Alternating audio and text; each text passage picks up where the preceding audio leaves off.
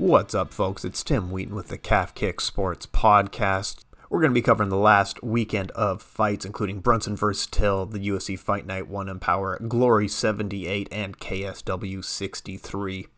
This show will also be the first show which is syndicated on the Sportinarium radio station. So welcome to the show, any new listeners. My name is Tim Wheaton. You can find me at Tim Wheaton MMA, and this is the Calf Kick Sports Podcast. You can find more at Calf Kick Sports on Instagram and Twitter and YouTube and Spotify. We're pretty much all over the place. We're spamming you with radio stuff, if that makes sense. Let's jump right into the main card of Derrick Brunson versus Darren Till. Derrick Brunson, he was a former gatekeeper at middleweight for quite a few years, and he was a fighter that your champion would fight when your former champion needed a quick and easy win. In more recent years, Derrick Brunson has kind of reinvented his career, and he is a very one-dimensional style fighter. He's pretty much purely a wrestler. However, he's really leaned into this strength and has become a very good wrestler for MMA.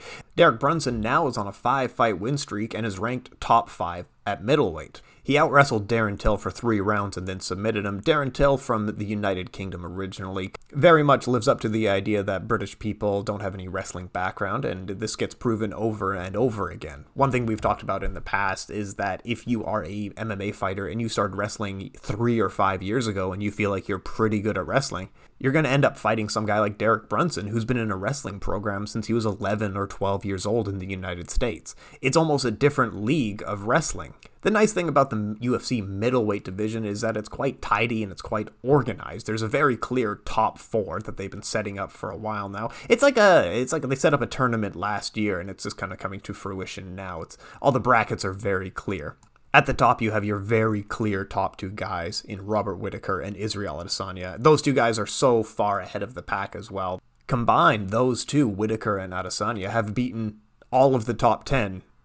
So those 2 will face off in a rematch, hopefully later this year or early next year. We'll see what happens. Whittaker from Australia and Adesanya from New Zealand originally. And during their first fight, the UFC put together a really cool event in Australia at the Marvel Stadium, with the largest indoor stadium in Australia. Kind of put it on a local time as well. Just a real treat for the Australian fans. Unfortunately, the UFC, every time that they do something really cool and really big like this, it's like one step forward and a couple steps back, because it was for the Australian fans, clearly. The Oceania fans, clearly. And they put it on opposite to an Australian Football League Championship match. So no one in Australia watched this fight. Hopefully the rematch, they can do huge numbers as well, because Robert Whittaker versus Adesanya is a massive match. Getting back to Derrick Brunson here, he's going to be facing off most likely against Jared Cannonier, who just won a fight last week. Jared Cannonier is a very strong, physical, a fighter who excels in all areas, but mainly looking for the knockout. Derrick Brunson has weaknesses where he bends at the waist a little bit too much when he's going for takedowns, or his stand-up is a little bit stiff. Even in his last few matches against Kevin Holland and here against Darren Till, you can see moments where he's getting tagged. So even in fights where he wins, he's getting hit quite a bit.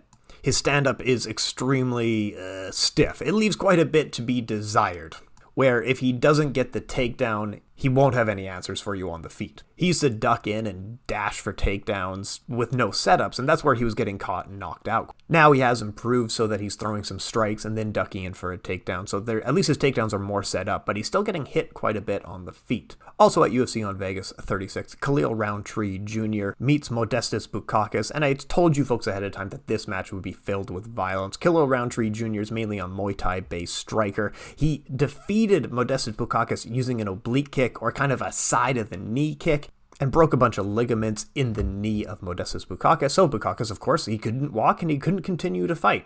And now people's solution to this problem is to ban the oblique kick technique, even though we've never seen it stop a fight in the past, or very rarely has actually stopped a fight in the past. People now want to ban the oblique kick because it's too powerful, but just fighters will have to work out a way to counter it. But last month we saw the calf kicks being too powerful, and fighters began to counter it, and now we've seen more leg breaks because throwing a calf kick is an extremely dangerous technique. Robert Whittaker and Yoel Romero are probably best known for using the oblique kick against each other, and yes, it did blow out their ligaments in their fight as well. Robert Whittaker tried to use the oblique kick against Israel Adesanya, and Adesanya almost kicked him in the head because of it. It is a technique that isn't invincible. Also on the UFC on 36, Paddy Pimblett, the guy with the bad bowl cut from the United Kingdom, made his debut. He looked pretty good, but not amazing. In the past, he's mainly a top position grappler who used ground to pound or look for the submission. In this fight, he tried to go for a brawling technique against his opponent Luigi Vandermini, and he did get a first round knockout, but along the way took a lot of counter shots. He had no answers from leg kicks and especially check lead hooks. But Paddy Pimblett kind of has the Forrest Griffin technique of, I'm going to be more physical than you, I have better cardio than you, I'm going to outpace you. There is an idea in fighting, especially with the previous generation of fighting, where I'm going to throw my combination at you and then it's your turn to kind of throw your combination, I'm going to block it or whatever. And a lot of fighters now, you look at guys like Max Holloway as the opposite idea of, I'm not going to wait for your combination, I'm not going to throw a combination, I'm just going to be throwing the entire time. Guys like Max Holloway and Forrest Griffin are really good at that. And Paddy Pimblett won this fight because of it. He was losing most of the exchanges, but he just kept coming forward. You couldn't stop Paddy Pimblett in this fight. The UFC put him on a main card in his UFC debut, and they put a lot of hype around him, so the UFC is really looking forward to a Paddy Pimblett future. At heavyweight on this card, a UK-based fighter in Tom Aspinall really had a flawless performance in this fight, took no significant strikes, and knocked out his opponent perfectly in the first round. He's a young fighter, he's an extremely fast fighter, he's always looking for 1-2 overhands. He does things really well that are a little bit hard to teach, things like cage cutting and cage control. He throws a lot of pressure at his opponents. One thing that really impressed me in this fight with Tom Aspinall is that when he got in a clinch, he wasn't looking to wrestle. And this is where Darren Till, in the main event, he made some mistakes, but Tom Aspinall did the right thing. So when he was in a clinch, he didn't initiate wrestling exchanges by going chest to chest. Instead, he pulled his hips back and put his hands on his opponent's shoulder and bicep, so that in the clinch he was initiating a striking exchange rather than a wrestling exchange. And from there he landed an inside elbow and a knee, which led to the knockout in this fight. Really good job to Tom Aspinall. You'll probably see him fighting for a title late next year or early 2023. He is a really good future prospect to keep your eye on. Now I'm going to move on to Glory 78. Badahari versus Verdrosek was the main event of this fight. Badahari is a guy who's been the greatest runner-up of history in kickboxing, and I have an article out now that talks about this, and that every major match in his career, he should have won. He was winning. He either disqualified himself or lost every big title fight due to injury. In a different timeline, Badahari would be the greatest kickboxer of all time, who dominated across multiple generations of kickboxing. Instead, officially, he has 2 title fight losses in Glory, and he was a runner-up twice in K1 World Grand Prix. The 2 titles he ever held, which were the It's Showtime Kickboxing World Championship and the K1 title belt, he was disqualified from both, and the organization stripped him of both titles. A few different decisions in the ring and many different decisions outside of the ring would have led Badahari to be the greatest kickboxer who ever lived. He got knocked out in his previous fight, in a fight where he was winning. He was scoring knockdowns. In this fight against Verdrosek, this was set up to be a comeback fight for Badahari. Verdrosek is a large Polish fighter who's relatively unknown. He has 1 loss in Glory Kickboxing. He has a few titles in amateur kickboxing, but no major titles in professional kickboxing. And Badahari dominated this fight. He scored multiple knockdowns based on body shots and body kicks, and he just did non-stop work in this fight until he got knocked out in the second round. Verdrosek just kind of threw up a flicking high kick, which dropped Badahari, and he was unable to recover from that. It is extremely hard to talk about the future of Badahari because we want to talk about he's getting older, he's having more injuries now, he's getting knocked out, but for 1 round in every fight, whether it's against a champion or against some scrub, he is the greatest kickboxer at that time. He's just not the greatest kickboxer in the second round, if you get what I'm saying. Age and injuries are certainly a factor. He says he's going to keep kickboxing. He has over 100 wins in kickboxing, plus a handful of losses here and there, plus some prison time, plus time in suspension due to performance-enhancing drugs. He made his K1 kickboxing debut, I think at like age 21 or something like that. He was a really young man when he made his K1 kickboxing debut, and now it's almost 13 years on, and he's still arguably in his athletic prime. A person could make that argument, but not me. I wouldn't make that argument. Going down the Glory 78 card, Artem Vakhitov earned a majority decision over Alex Pereira.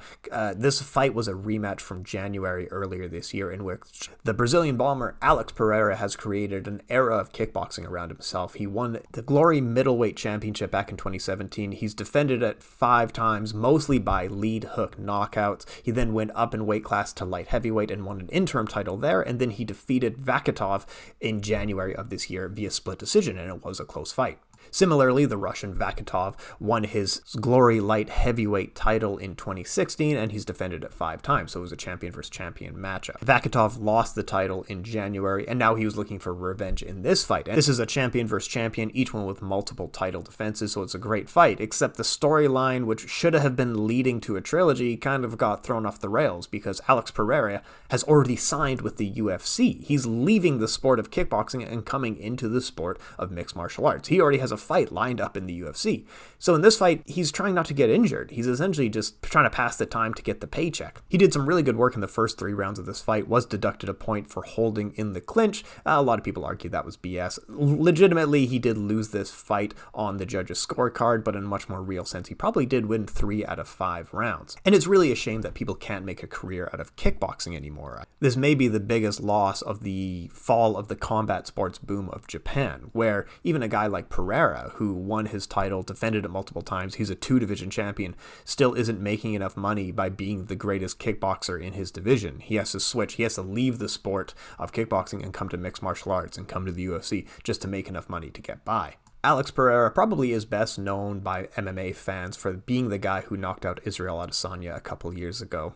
It is actually quite hard to transition from kickboxing to mixed martial arts. In kickboxing, a lot of guys will rely on the big gloves for defense, and then they can walk into the inside, and then they can land punches and strikes from the inside. Gokhan Saki was a world champion heavyweight kickboxer who transitioned to the UFC and could never adjust for that reason. In mixed martial arts and in the UFC, you use a lot smaller gloves, where if you are turtling up using the gloves as your block, you're probably going to get hit and get knocked out. Israel Adesanya found so much success in mixed martial arts because his kickboxing style was not to use the gloves as defense, but instead to use his feet as defense, as the first primary defense. Secondarily, he would then counter. Third, he would parry. And as the last resort, he would try to block strikes. So his style from kickboxing to mixed martial arts transitioned extremely well. Alex Pereira might find success like that because his kickboxing style, as a best comparison, if you've never seen him fight, is probably like Anderson Silva, where he throws multiple single strikes in an attempt to set up his counter shots, and with his counter shots, he knocks you out. Some issues that he might run into in mixed martial arts is that from the medium range and from the close range, he always goes for an inside knee. And in mixed martial arts, you might be giving your opponent the advantage in the clinch, or they're going to take you down from there. So time will tell what the future holds for Alex Pereira. Moving on to the One Championship, One Empower card from this past weekend. One Empower was an all-female card that One Championship had put on. This card also kicked off the Women's Atomweight Grand Prix, which I've been very excited about for a long time. Before we get to the Atomweight Grand Prix, I want to talk about Jackie Buntan. And the reason I want to talk about Jackie Buntan is because she's an awesome Filipina-American Muay Thai striker. She's won 3 Muay Thai bouts now in One Championship, and she's looked very good doing it. Buntan is the kind of fighter where if you want to learn how to do Muay Thai fighting in a textbook style, then you should watch Jackie Buntan fights, because she fights like a perfect Muay Thai textbook. She fights like a Muay Thai how-to. She will likely be the next big star for One Championship. Moving forward, kicking off the Atomweight Grand Prix was Itsuki Hirata defeated Elise Anderson. Itsuki Hirata is a young Japanese fighter who's been in judo since she was 6 years old. One Championship likes this young girl quite a bit, and they use her a lot in marketing because she is kind of good looking. She's very marketable, if you get what I'm saying. So she won this fight via unanimous decision. Also, Ritu Phogat defeated Mang Bo via unanimous decision. This was a great fight. Mang Bo clearly won the first round. Mang Bo is a fighter from China who actually holds a win over former UFC champion Weili Zhang. Ritu Phogat is a Commonwealth gold medal wrestler from India. Mang Bo dominated the first round, and then Ritu Phogat wrestled and took the last 2 rounds with a lot of control, but really a lot of knees to a grounded opponent. So Phogat is definitely one to keep your eye on. I said it last year, and then she lost a fight, so maybe don't listen to my advice on this one, but she is a great fighter with a great future ahead of her.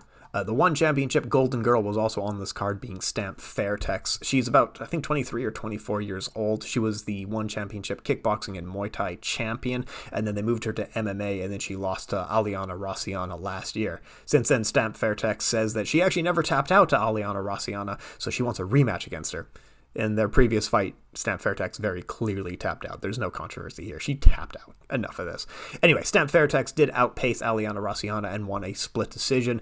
Very fair decision there. And then we get to the fun, controversial one. Seo Hee from South Korea was the #1 ranked fighter in the atomweight division, and she was the favorite to win the entire tournament. She fought One Championship top contender, Filipino striker Denice Zamboanga. Denice Zamboanga is a karate-based striker. In the fight itself, Denice Zamboanga did hold more control. She controlled controlled from the clinch, and she had a few top positions from takedown, but mostly she controlled from the clinch.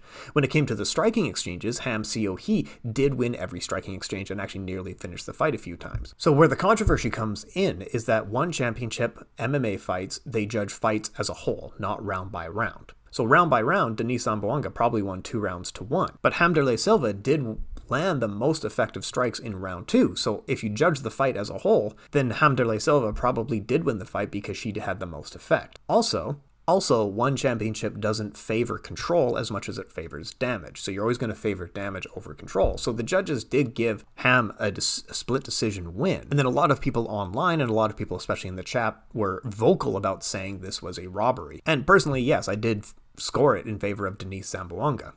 One championship CEO, Chatri Sichotong, has come out and said that they're going to review this fight with an independent committee to see who should have won this fight, which sets a dangerous precedent because there's no athletic oversight from a government body in one championship. It's just one championship vetting themselves. So now they're setting the precedent which says if we don't like the result of a decision, then we have the power to undo that. We have the power to change the results of fights that have already happened, in brackets, if our favorites lose. So it'll be some fun controversy in the future for us to focus on. Either way, One Championship's One Empower series was maybe the best card of the year. I do encourage you to check it out. It is free on YouTube. It was a ton of fun. The women's one atomweight Grand Prix has been awesome so far. The final 4 in this tournament will be from Thailand, Stamp Fairtex, from India, Ritu Phogat, from Japan, Itsuki Hirata, and the last placement will either be South Korea's Hamderlei Silva or the Philippines' Denice Zamboanga, depending on what championship does. Personally, I would say leave the result as is because I don't like the precedent that it sets. Also, Denice Zamboanga isn't lost as a future great fighter. She was a top contender in one already. She would have got the title shot, but instead they did the atomweight Grand Prix. So you can have her sitting on the sidelines. She's 24 years old and she's improving quite quickly. As soon as the Grand Prix is done, you can have her as your next top contender. And the storyline works extremely well, given that she feels scorned, she feels like she was ripped off, and now she's back for revenge. Anyway, moving forward to KSW 63, which took place this weekend. The KSW Welterweight Championship was on the line when Roberto Soldić defended against Czech Republic fighter Patrik Kincl. Soldić is a Croatian southpaw striker who took the best lessons from Mirko Krokop. He runs what I would describe as a southpaw system. He understands controlling the lead hand, always having his foot on the outside, and then he's just trying to land the same shots, which are kicks to the open side, whether it's to the body, head, or leg, and trying to land his straight left. And he runs the system extremely well. All of his opponents know exactly what he's going to do, and he still is able to beat them. In this fight, he dominated the first round from the southpaw position. In the second round, Patrik did get a takedown, but wasn't able to do really anything with it. Soldić honestly didn't do anything from his back either, but he stalled his opponent out. In the third round, Soldić kind of put it on him a little bit, and Patrik did fall, and then he won the fight via ground and pound. So Roberto Soldić did defend his welterweight crown in KSW, and it was a great fight and a great event overall to check out. That'll do it for this week for the Calf Kick Sports podcast. Make sure to check us out on Calf Kick Sports on Instagram or Twitter. My name is Tim Wheaton. You can find more of me at Tim Wheaton MMA. We'll be back next week with more content, and we'll talk to you folks soon. Send in any questions that you do have. Thank you, folks.